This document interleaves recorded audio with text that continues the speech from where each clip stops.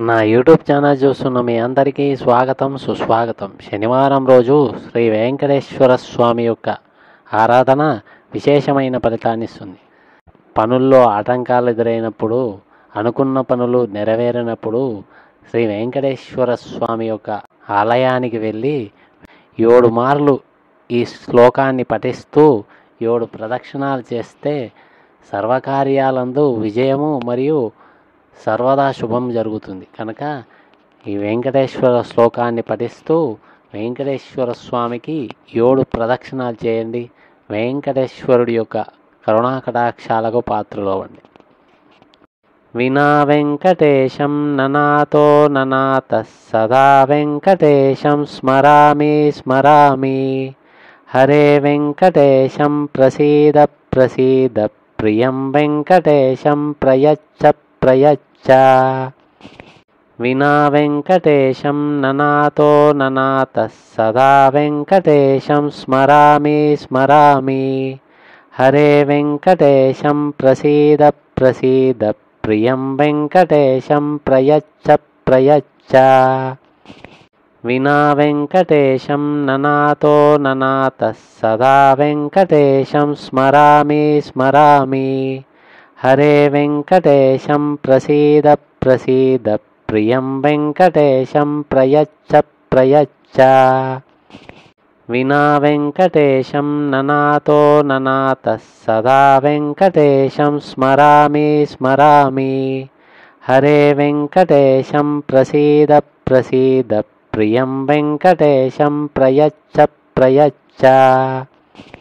వినా వెంకటేశం ననాతో ననాత సదా వెంకటేశం స్మరామి స్మరామి. హరే వెంకటేశం ప్రసీద ప్రసీద ప్రియం వెంకటేశం ప్రయచ్చ ప్రయచ్చ. వినా వెంకటేశం ననాతో ననాత సదా వెంకటేశం స్మరామి స్మరామి. హరే వెంకటేశం ప్రసీద ప్రసీద ప్రియం వెంకటేశం ప్రయచ్చ ప్రయచ్చ. వినా వెంకటేశం ననాతో ననాత సదా వెంకటేశం స్మరామి స్మరామి.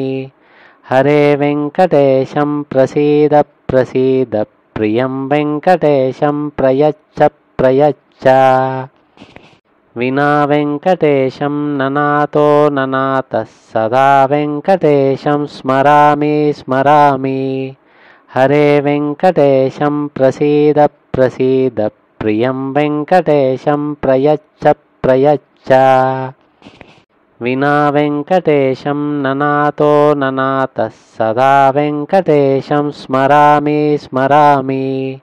హరే వెంకటేశం ప్రసీద ప్రసీద ప్రియం వెంకటేశం ప్రయచ్చ ప్రయచ్చ. వినా వెంకటేశం ననాతో ననాత సదా వెంకటేశం స్మరామి స్మరామి. హరే వెంకటేశం ప్రసీద ప్రసీద ప్రియం వెంకటేశం ప్రయచ్చ ప్రయచ్చ. వినా వెంకటేశం ననాతో ననాత సదా వెంకటేశం స్మరామి స్మరామి. హరే వెంకటేశం ప్రసీద ప్రసీద ప్రియం వెంకటేశం ప్రయచ్చ ప్రయచ్చ. వినా వెంకటేశం ననాతో ననాత సదా వెంకటేశం స్మరామి స్మరామి. హరే వెంకటేశం ప్రసీద ప్రసీద ప్రియం వెంకటేశం ప్రయచ్చ ప్రయచ్చ.